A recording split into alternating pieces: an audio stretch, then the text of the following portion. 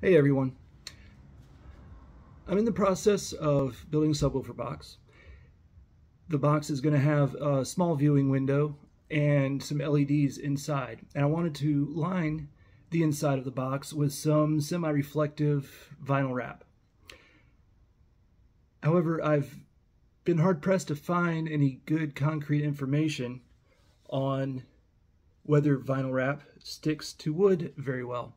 I found a couple of videos that didn't quite answer my question to my satisfaction, right? So they just put the vinyl on the bare wood. They said make sure the wood is smooth and it sticks okay. I want to do this one time, right? So with the vinyl being inside the box, once I seal it up, the only access point I'm going to have is through the speaker hole. And I don't want to have to pull the speaker out if a piece of vinyl starts peeling off. So what I wanted to try is using some floor underlayment primer for self-stick tile, which is also vinyl. I know it's probably got some more adhesive on it than what vinyl wrap has, but I'm going to give it a go anyway. So I'm going to do a little experiment. I have here a piece of 3/4 inch Baltic birch plywood. See, the good stuff for making subwoofer boxes with, and 2 pieces of 3M 1080 film. It's just some scrap I had laying around from an old project. So what I'm going to do, I'm going to do a side-by-side comparison on here. I'm going to put part of this treated with this Henry 336 self-stick tile primer as per the instructions, and the other side is just going to be bare wood with the vinyl on it, and I want to see if the treated side holds better than the untreated side. So instructions are easy. Basically just brush it on, give it anywhere from 30 to 90 minutes to dry depending on humidity, temperature, and the porosity of the surface that you're applying the treatment to. So it's a brand new bottle. I'm going to go ahead and open it up. And it says to use a stiff bristle brush or a roller. I'm out of chip brushes. I don't want to waste a roller for this little bit. So I just grabbed one of the random art brushes from a cheap paintbrush kit, and I'm just gonna go ahead and squeeze it in there, maybe. Okay. Now I'm going to apply it with the grain.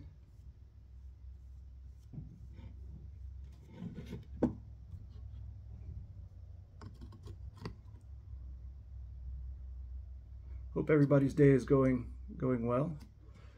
Mine's been okay overall. Got most of the parts I need for my subwoofer box install.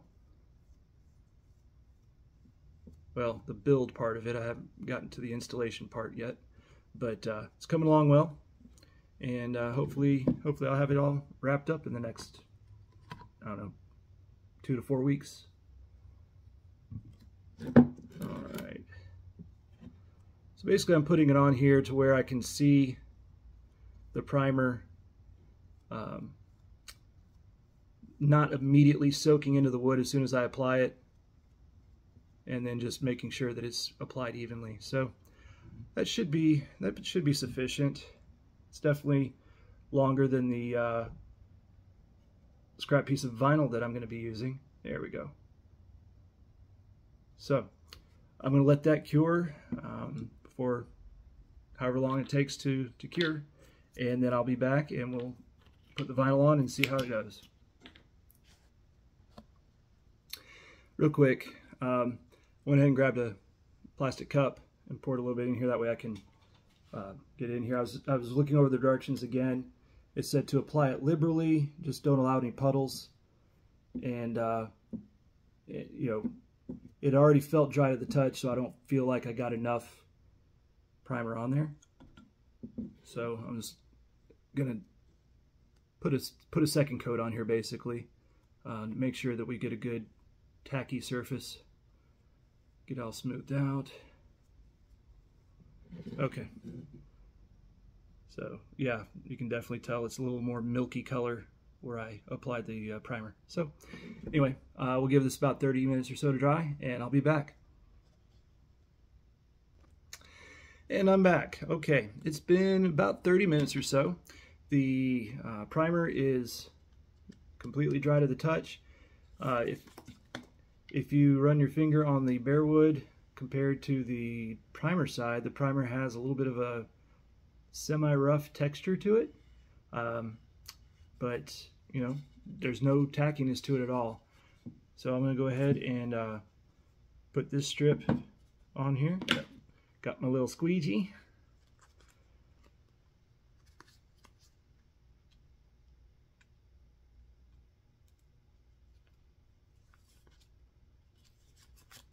Okay, sorry it's off camera, but just got to do what I got to do here.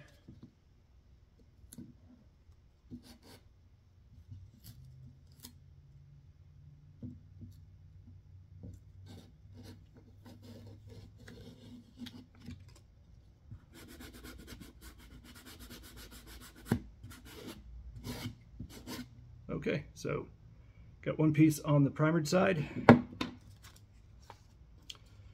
I'm curious to see what the non-primer, how well the vinyl is going to stick to the non-primered side, just because I've seen a couple of videos where people do it, but like I said, you know, it's just, I don't even want to call it a proof of concept. They just say, yeah, the vinyl sticks to the wood. Thanks for watching, like and subscribe.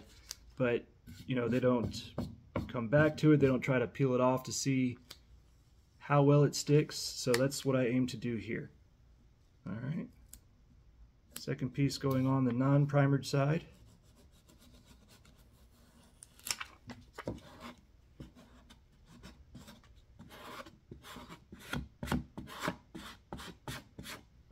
Okay, so primer, no primer. First thing I want to do is just try to peel it off with my finger. See if I can tell the difference when I peel it back. If this side sticks better than this side, or if there's no difference. See if I can stick it back on, if it holds well. Just kind of play around with it some. So let's see here. I'll do the non-primered side first.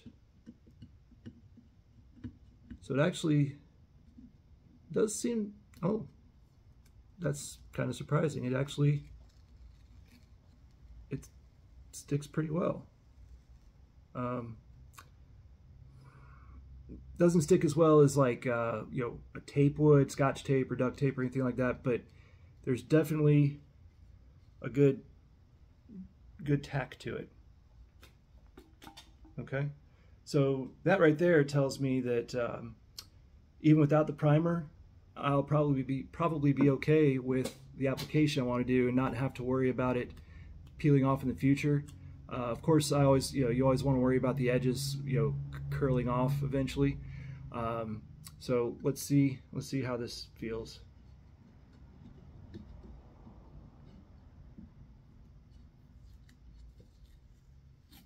Don't really feel a difference. Now, granted, this piece is a little bit thinner than the non-primered piece, so there will be less surface area to stick and to pull from, but I honestly don't really feel a difference in the amount of force that it takes to peel this off. So what I'm going to do now, I'm going to reapply this back on here.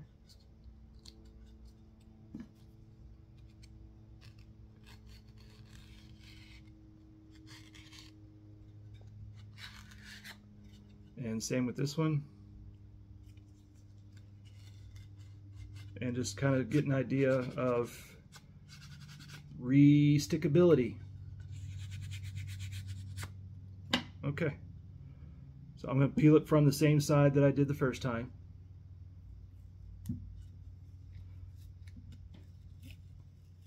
Definitely not as much tack as the first time. So it does lose its adhesive properties.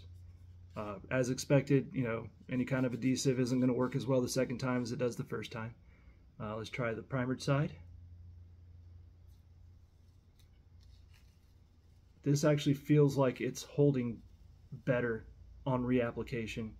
It basically feels the same as the first time I applied it.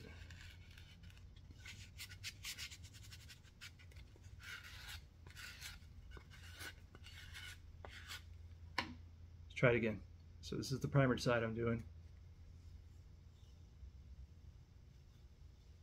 Definitely just as good attack the third time as it was the first time. I wish I had a spring scale that I could actually clip on here and pull and show the amount of force required, but I ain't that fancy. So I'm gonna do the non-primered side a third time, and I mean it's holding, but I'm barely applying any force, and it's coming off. So you definitely don't want to have to reapply the same piece onto bare wood, at least without the primer. Let's try the primer side for the fourth time here. Definitely much better tack. Yeah. So overall,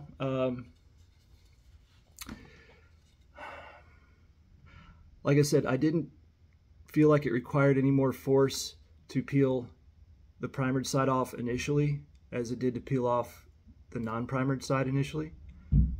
However, the reapplication and reapplying it and then peeling it off again, the primered side is virtually the same on the fourth pull as it was on the first, as far as amount of strength or force required to peel it off again. The non-primered side, every time it peeled it off, it got a little weaker and a little weaker. So I would say, just to be on the safe side, for longevity's sake, I'm going to go ahead and use the primer on the inside of my subwoofer enclosure. Just like I said, be on the safe side. Again, without having a spring scale to be able to measure the amount of pull force, and with the unfortunately narrower strip as compared on the primered side as compared to the wider strip on the non-primered side, that's going to skew my my calibrated arm scale result as far as how much force is required to peel them off.